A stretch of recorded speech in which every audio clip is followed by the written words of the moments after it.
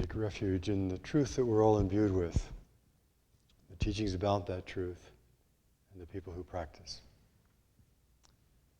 Good evening. We're doing a series of talks on a collection of koans called the Mumonkan, the Gateless Gate, written in the 12th century. And koans are, in a way, like tools. So we have the good fortune at the monastery to have a workshop, and it's got joiners and table saws and planers and chop saws, and it's got drill presses and band saws, all sorts of things. And they're all sitting there, and I haven't unfortunately used it for the last year or so. So they're just sitting there. And koans are kind of like that. Koans are tools that we all have the ability to use, but as long as they're just sitting there, they're interesting. You can recite them, but they're not really effective. And the fuel that koans need and use is curiosity. Being curious, inquiring. So a koan lays out a particular thing and says, here's a truth. Here's an expression of a truth.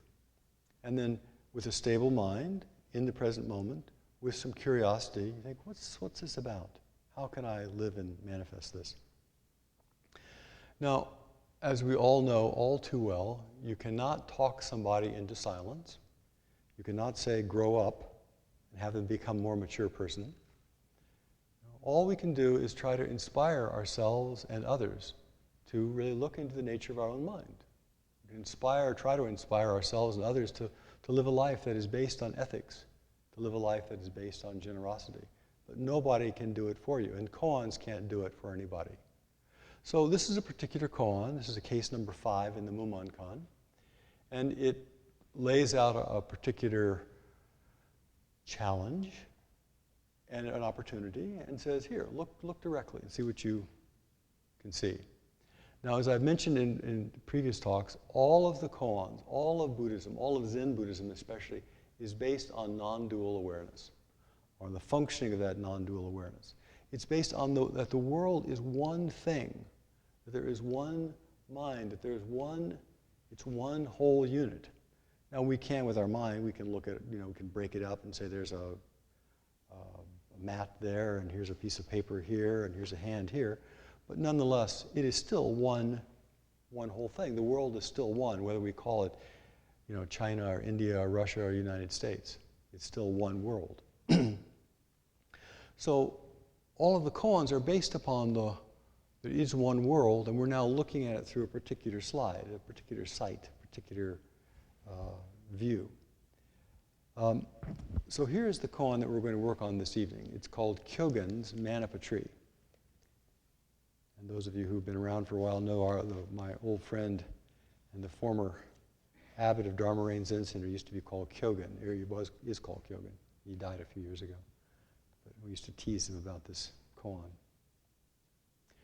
Here's the koan. Master Kyōgen said, "It is like a man or a woman or a human being up a tree who hangs from a branch by their mouth. Their hands can't grasp a bough. Their feet can't touch the tree. Another person comes along under the tree and asks them the meaning of Bodhidharma's coming from the west. Ask, what's the deepest truth? What's the truth here?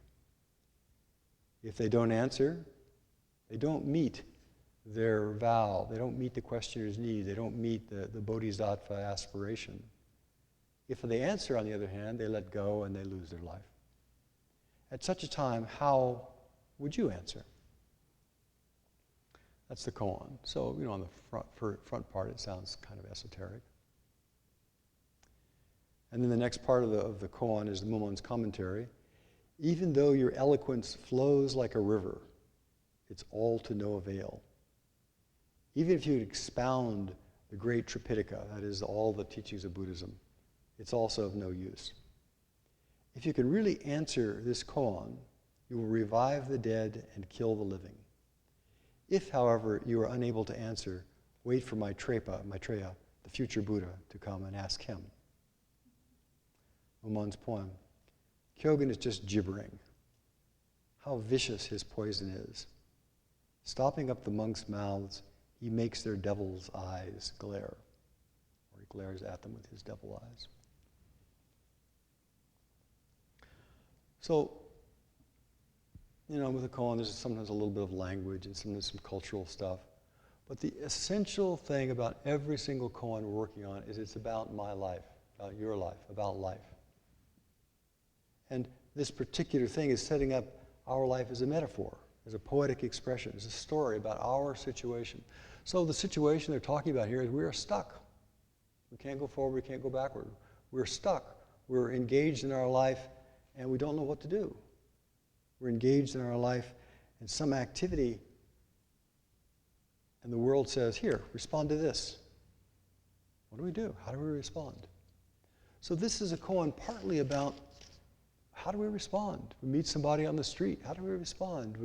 Our partner asks something of us and they're upset. How do we respond? We have to make a decision. Do I go? Do I stay? How do I respond? The world, our world is always, always, always, always, always asking us to respond, respond, to respond. So here we are, hanging on to our little life, hanging on to our view of things, hanging on to whatever circumstance we're in, and somebody comes forward and says, here, help me. Here, do this. Help me with that. What do we do? That's what this koan is about. What do we do? How do we respond? It's about, in this particular case, one of the views I'm looking at here is responsiveness. Now, we often talk about in Dharma that if the first foundation of Dharma, the first foundation of suffering is unconsciousness. We're not paying attention. That we just have all of our assumptions about who we are and how the world is, and as long as the world happens to go along with those and we are not reasonably comfortable, everything is okay. And so we just assume, well, the world is the way I think it is. The world looks the way I think it should look. And then, it's a small kind of self-centered view. My view of the world is the way it is. But then, of course, as we all know, something comes along and says, here, respond to this, try that. This isn't going to work. Somehow, President Trump gets elected. Somehow, we get fired. Somehow, our partner, decides that we need to go to Alabama. Somehow, we win the lottery. The universe comes along and says, here, try this, respond to this. When we have little awareness, all we do is react. Oh, I don't like that. Oh, that might be good. Oh, we react. We don't respond. We're not really meeting a situation. We're only meeting our head view. Okay, here's my view of the world, and I'm going to respond with my view of the world.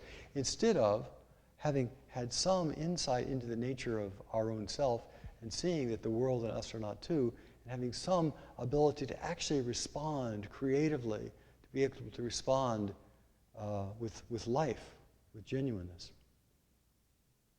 Always, of course, something always comes. The future always is there.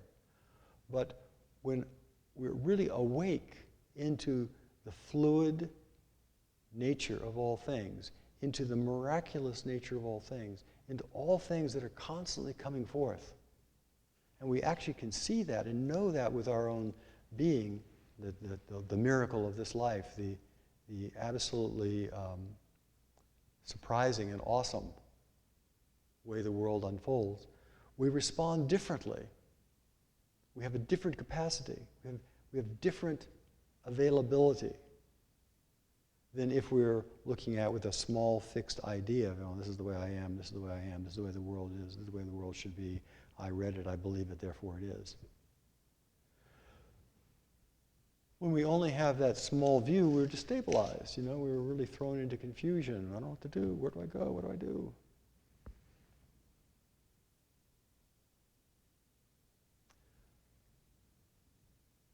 As you all know, we can think and talk about psychological stuff and spiritual stuff. We can babble on and on and on. We can read all sorts of books about how to get rich and the fundamentals of a good relationship. But the challenge is, can we live it? So this koan's asking for, saying, okay, here's a situation, respond. How could you respond lively? Here's your situation. This is not about some desiccated old corpse that's hanging in a tree. It's about your situation in your life. Where are you stuck?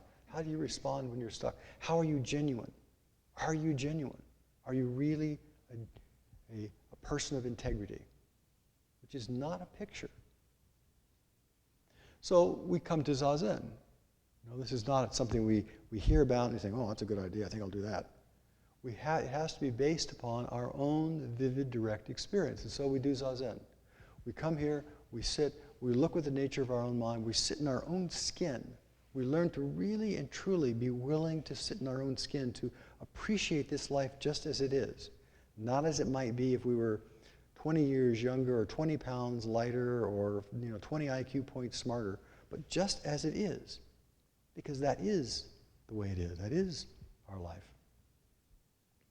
So it is Zazen, the foundation of I am present with acceptance of the nature of my life, and I can then look into my fixed views, the places that I get stuck, all the arguments I have in my head. I can really look into them. So this koan is asking, with that foundation, how are you genuine? Be real. Somebody comes forward and whatever they do, they say, here, do something with this. Do we respond? Are we frozen? Somebody says, here, give me some money.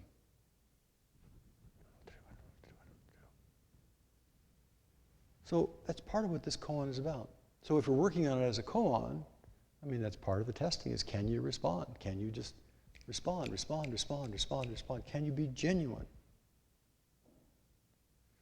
That ability to be genuine is not just an idea. It is that we each have our own unique DNA. We each have our own history. We each have our own life. We each are the culmination of 1,000 million experiences of our life that have led to this moment. And it's not about, am I right or wrong? So one of the traps of all the koans is they try to say, okay, we're going to give you this example here, and are you going to get caught in right or wrong? It is true, there are times that we are more skillful, and we've all been completely unskillful at many times, as you all know. But whether we happen to be skillful or not, whether we happen to have the maturity of a 60-some-year-old person or the energy and maturity of a 30-some-year-old person, regardless of our circumstances, there are times we miss the mark. There are times that we are right on the mark. But we have the ability to be genuine, to genuinely make a mistake, to genuinely screw up, to genuinely be really present, to be alive. So this koan is asking about, can you, in this moment, really be truly alive and have integrity right now, whatever way you do it? It's not about, I'm going to hang on or let go. Sometimes we hang on, sometimes we let go. Can we be genuine? So again, this is Zen Buddhism, this is Dharma, this is not about, it's not about, okay, I give you this talk and I think, oh, that's a good idea, I think I'll do that. It's about, can we practice? Can we look into the nature of our own mind and see the nature of this life? That it is impermanent, that the things that I think are so real are actually concatenations, they're actually conglomerations, they're actually aggregates of thought, of feeling, of chemicals, of elements. Even our thoughts are not a thing. They're a constant flow. And they come together and they disappear, and they come together and disappear, and all of our emotions the same way. So this koan is asking us to look at that intersection. Well, sometimes, as you all know, we need to really hang on and say, yep, this is the way it is, this is what I'm going to do, this is my path. I am definitely going to finish graduating, I'm definitely going to do this. And sometimes it's say, well, let go, that was a dead end, I'm going to go a different direction. But in some ways, it doesn't make a difference at this absolute level. On a relative level, we are more skillful and less skillful. And if we're more skillful, we might get the things that we think we want. If we're less skillful, we may not get the things that we think we want. But if we have integrity and genuineness as our aspiration, and meeting people in the world with kind of the truth of who we and they are, I think something miraculous comes out of that. I think that there's an unfolding that often happens beyond what are particular small ideas about how things are going to look. That when we actually are genuine and have a kind of faith in that genuineness, that faith in that particular expression, there are sometimes miracles possible. Sometimes things come forward we can't even imagine. Interesting connections, interesting people that we meet, interesting fortuitous circumstances. If we are fake and pretending, it doesn't happen. So this particular koan is the way I'm spinning it right now, is about somebody asks us for something and we respond from our deep being. And that deep being is the result of practice. That we have not said, okay, I'm not going to be a deep being, but we begin to let go. We begin to drop some of the layers, all the layers of opinion and thought and all the ideas about who we think we might be and should be and ought to be and have been. Let go of some of the confusion and come back to what is true right here, right now. The integrity of this moment. That is the place, right here, right now, in the integrity of this moment, where miracles happen, where unforeseen things come forth, where we can make a gift that has consequences far beyond our hopes. So this is what this little koan is about. One of the ways of looking at it. You know, with all the koans, it's not as though there is a right answer and a wrong answer. It's a trap. There are actually books that you can get. Say, here are the answers to the great koans, you know. You look up koan number 5 and it says the answer is stick out your hand and wiggle your fingers. I mean, so, you know, it is all the koans are asking for a particular vital life energy that can't be gotten in a book. Woman's commentary, even though your eloquence flows like a river, it's to no avail. You can't talk your way into awakening. You can't talk your way into maturity. You can't talk your way into silence. It has to be lived. Even though you can expound the great wisdom, the great Tripitaka, even though you can talk your ears off, even though you teach philosophy classes and teach spiritual practices, unless you live it, unless you embody it, it is of no use. And so it's saying you have to embody this. And of course, somebody can't tell you, you embody it. It'll be good for you. You know? If you can really answer it, you will revive the dead and kill the living. You will revive that dead part of your own heart that has been stifled by all of our fixed ideas. And you will kill all of these crazy notions that we have that are limiting and then self-defeating. If, however, you're unable to answer, wait for Maitripa, the future Buddha, to come. You know, sooner or later, because of the non-dual, everybody will be free. Everybody will be liberated. So don't worry about it. Kyõgen is just gibbering. How vicious his poison is. Stopping up the monks' mouths, he makes their devil's eyes glare. So one of the elements of all koans is, despite the fact that I've just gone on and on and on and on and on talking about it, you can't answer a koan with words. Most of these koans we're dealing with right now. And so he asks the question here that can't be answered with words. You know? Hanging from your teeth from a tree by your teeth? I mean, what's that have to do with anything? So all these koans that we're working with right now, these first koans, are all about the vivid experience of your own non-dual life. How do you express that in a way that is meaningful?